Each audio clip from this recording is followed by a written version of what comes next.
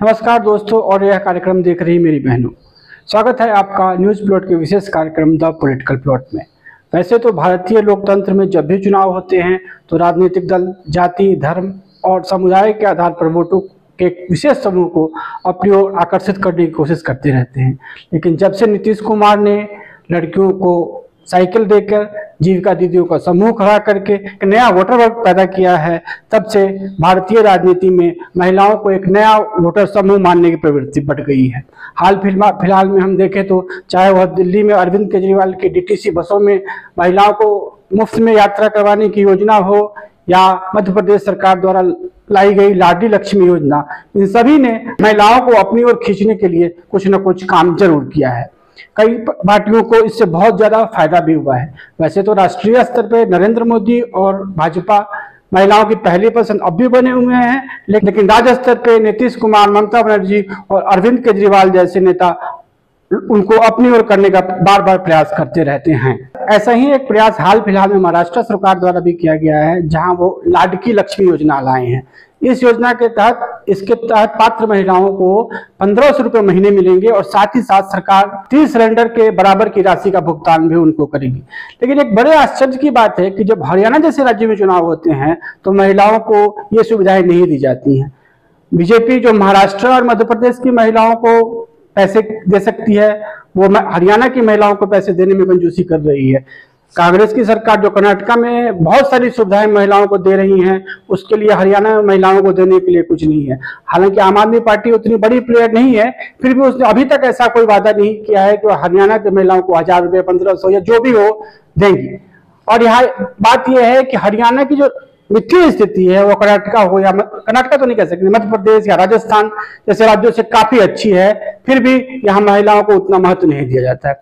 अब ऐसा क्यों है, आप सोच रहे होंगे ऐसा क्यों है? तो कारण ये है कि हरियाणा में एक तो महिलाओं की संख्या कम है और दूसरा मतदान में उनकी भागीदारी भी बहुत कम है। अब हम इस बात को आगे बढ़ाएं, उससे पहले आंकड़ों पे कुछ नजर डालते हैं। इलेक्शन कमीशन के साल 2009 के आंकड़ों के हिसाब से हरियाणा में कुल 1,31,00,000 मतदाता थे, जिनमें से कि 54% पुरुष मतदाता थे और 46% महिला मतदाता थी।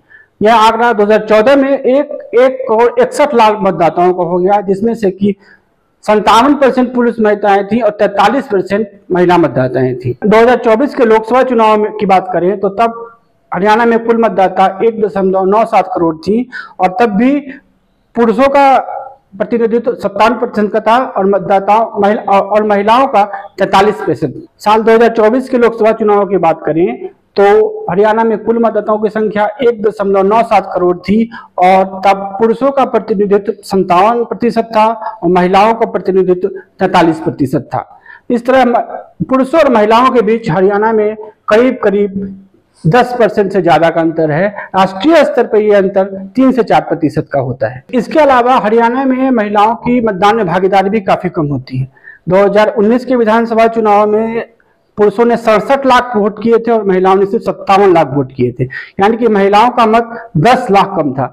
हरियाणा में कुल 90 असेंबली कॉन्स्टिट्यूएंसीज है, और अगर इस वोट को हम हर एक कॉन्स्टिट्यूएंसी के हिसाब से बांट दें तो हर एक कॉन्स्टिट्यूएंसी में करीब 11,000 पुरुषों के वोट ज्यादा थे। साल 2019 में 38 सीटों पे जीत और हार का अंतर 16,000 वोटों से भी कम था।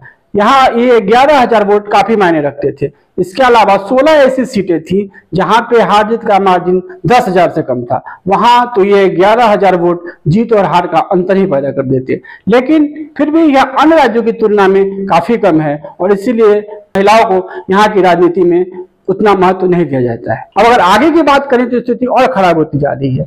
जनवरी 2024 में मनोहर लाल खट्टर सरकार ने एक आंकड़ा पेश किया था। उसके तहत 18 से 25 के आयु वर्ग में जो नए वोटरों का रजिस्ट्रेशन हुआ था, उसमें महिला मतदाताओं की संख्या 1/3 थी, यानी कि हर 3 नए रजिस्ट्रेशन में 2 लड़कों की थी और सिर्फ 1 ही लड़कियों की थी।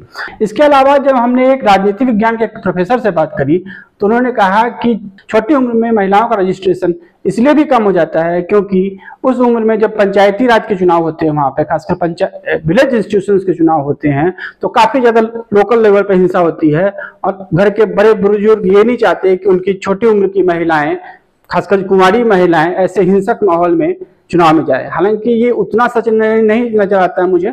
बहुत सारे दूसरे पत्रकारों ने कहा नहीं ऐसी कोई बात नहीं है, हिंसा की घटनाएं बहुत कम हो गई हैं वहां पे, और लड़कियां वैसे भी सुरक्षित होती हैं। अगर गांव की लड़की है तो सारे लोग उसको अपनी बेटी ही मानते हैं, तो इस बात में कोई दम नहीं है।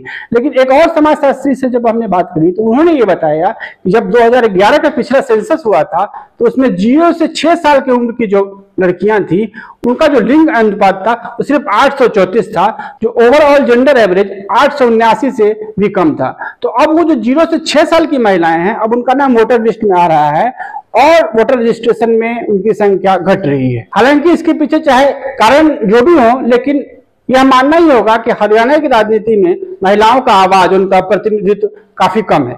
पिछले चुनाव में सिर्फ 9 महिला यानी कि राज्य विधानसभा की 10% संख्या में महिलाएं चुनकर विधायक चुन के आई थी।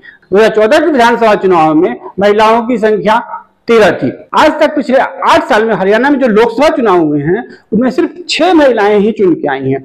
और ये हाल तब है जबकि भाजपा और कांग्रेस दोनों के पास इस राज्य से बड़े नेता निकले हैं। सुषमा स्वराज जो इंदिरा गांधी के बाद देश की सबसे बड़ी महिला नेता थी, वो हरियाणा से ही आती हैं और सिर्फ 25 साल की उम्र में 1970 में वो देवीलाल सरकार में मंत्री बनी थी। आज भी यह रिकॉर्ड है कि किसी भी राज्य में मंत्री बनने वाली सबसे कम उम्र की महिला सुषमा स्वराज ही थी।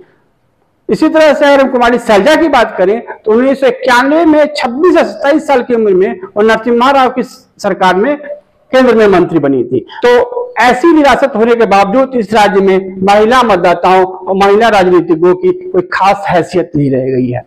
आज के दिन में जो महिलाएं राजनीति में हैं, चाहे वो नैनासिंह चौटाला हो, सावित्री जिंदल हो, किरण चौधरी हो, वो सभी किसी न किसी बड़े परिवार से जुड़ी हुई हैं। उनके साथ एक राजनीतिक विरासत जुड़ी हुई है और उनके अपनी कोई स्वतंत्र आवाज नहीं है। वो अपने अपने परिवारों की बात करती हैं, अपने अपनी पार्टियों की बात करती हैं और अपने अपने हितों की बात करती हैं, लेकिन जनता के हितों से सीधा सरोकार उनका नहीं है। फिर इससे और थोड़ा आगे बात करें तो हरियाणा में आज तक कोई महिला मुख्यमंत्री नहीं बनी है। हरियाणा के आसपास के जितने राज्य हैं, चाहे वो उत्तर प्रदेश हो, दिल्ली हो, पंजाब हो, वहां कोई ना कोई महिला मुख्यमंत्री बनी है। यहां तक कि राजस्थान, जिसका समाज पुरुष प्रधान ही रहा है और मानसिकता करीब हरियाणा जैसी ही रही है, वहां भी वसुंधरा राजे करीब 10 सालों तक मुख्यमंत्री रही और अभी भी भाजपा ने दिया कुमारी को उप मुख्यमंत्री बनाया हुआ है। लेकिन हरियाणा में कोई मुख्यमंत्री नहीं बना महिलाओं से और ना ही किसी पार्टी ने आज तक किसी भी महिला को उप मुख्यमंत्री बनाने की कोशिश की। भाजपा के पास तो कोई नेत्री ही नहीं है। सुषमा स्वराज के बाद भाजपा ने हरियाणा में कोई भी नया महिला नेतृत्व खड़ा नहीं किया और बस नाम के लिए 1-2 महिलाएं कैबिनेट में होती हैं, लेकिन उनकी अपनी कोई खास आवाज नहीं होती है। अभी राहुल गांधी ने हाल फिलहाल में बात करी थी कि फेमिना मिस इंडिया में आज तक कोई दलित महिला मिस इंडिया नहीं बनी है। पता नहीं उन्होंने किस लहजे में ये बात करी। फेमिना तो वैसे एक प्राइवेट इंस्टीट्यूशन द्वारा रन किया जाता है और उसका पार्टियों और सरकारों से कोई समाज से कोई लेना देना नहीं है। लेकिन कांग्रेस के पास एक सुनहरा मौका था। कुमारी सैलजा अब करीब 30-35 साल उनका राजनीतिक करियर का अनुभव हो चुका है। एक दलित भी हैं और एक महिला भी हैं और पिछले कुछ सालों में उन्होंने राज्य के अंदर भी और राज्य के बाहर भी अपनी बड़ी पहचान पैदा कर ली है। इसीलिए अगर कांग्रेस उन्हें मुख्यमंत्री प्रत्याशी के रूप में घोषित करती तो एक साथ कई निशाने साध सकती थी। हालांकि अभी भी देर नहीं हुई है, कांग्रेस अभी भी कर सकती है। वो हुड्डा को आगे करके चुनाव लड़ रहे हैं, लेकिन चुनाव के नतीजे आने और मुख्यमंत्री का नाम घोषित करने में काफी समय है। तो अगर वाकई में राहुल गांधी सामाजिक न्याय और लैंगिक समानता के पक्षधर हैं तो कुमारी सैलजा को मुख्यमंत्री बनाने में वो खास हिचक नहीं होनी चाहिए। भाजपा को भी सोचना होगा कि एक ऐसे राज्य में जहां वह बेटी बचाओ और बेटी पढ़ाओ का नारा लेके आई थी और उसी पे काम कर रही थी पिछले 10 सालों में, वहां उन्होंने कोई भी महिला नेतृत्व क्यों नहीं पैदा किया। तो इसका जवाब तो प्रधानमंत्री मोदी और हरियाणा का भाजपा नेतृत्व ही दे सकता है। तो आज के पॉलिटिकल प्लॉट में इतना ही।